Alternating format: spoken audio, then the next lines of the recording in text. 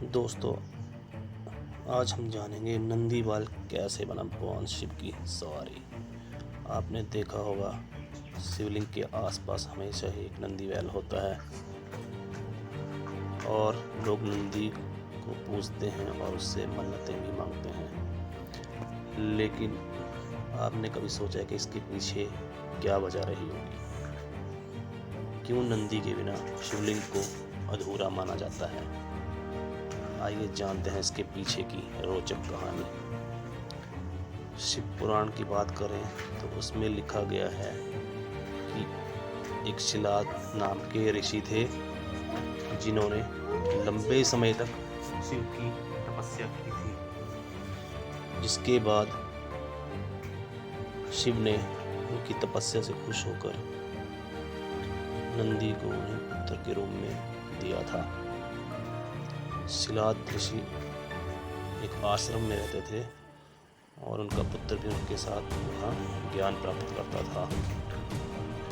एक समय की बात है कि शिलाद ऋषि के आश्रम में दो दिव्य ऋषि आए जिनका नाम मित्र और वरुण था। उनकी सेवा का जिम्मा नंदी को सौंपा गया। नंदी ने पूरी श्रद्धा से उनकी सेवा की और जब वो दिव्य ऋषि आश्रम से जाने लगे तो उन्होंने शिलाद ऋषि को दीर्घायु होने का आशीर्वाद दिया, पर नंदी को उन्होंने कोई आशीर्वाद नहीं दिया। इस बात से वो शिलाद ऋषि परेशान हो गए और उन्होंने ऋषियों के आगे अपनी परेशानी को कारण बताया। तो संत पहले सोच में पड़ गए, पर थोड़ी देर बाद उन्होंने कहा कि नंदी तो अल्पायु है। ये बात सुनकर शिलाद ऋषि के पैरों तले मानो जमीन खिसक गई और वो काफ़ी परेशान रहने लगे। एक दिन पिता के चिंता को देखते हुए नंदी ने उनसे पूछा, क्या बात है पिताजी, आप इतने दुखी क्यों हैं? शिलाद ऋषि ने कहा, पुत्र तुम अल्पायु हो, ऐसा उन दो ऋषियों ने कहा है, इसीलिए मेरा मन बहुत दुखी है।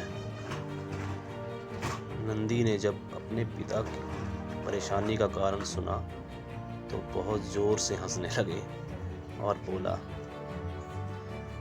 पिताजी, भगवान शिव ने मुझे आपको दिया है और मेरी रक्षा भी उन्हीं की जिम्मेदारी है, इसीलिए आप परेशान मत होइए।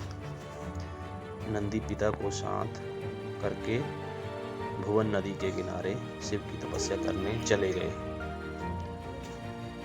दिन रात तपस्या करने के बाद नंदी को भगवान शिव ने दर्शन दिए और भोलेनाथ ने कहा, क्या इच्छा है तुम्हारी?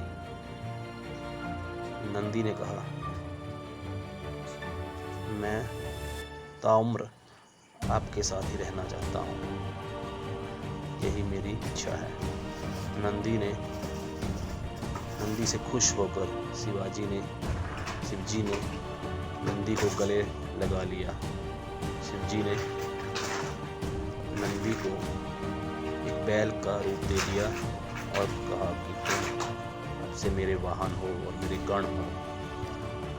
इसके बाद से ही शिवजी के हर एक मंदिर के बाहर नंदी के बैल हमेशा होता है और उसकी पूजा भी की जाती है। तो दोस्तों, कैसी लगी आपको ये कहानी? कमेंट करके ज़रूर बताएं।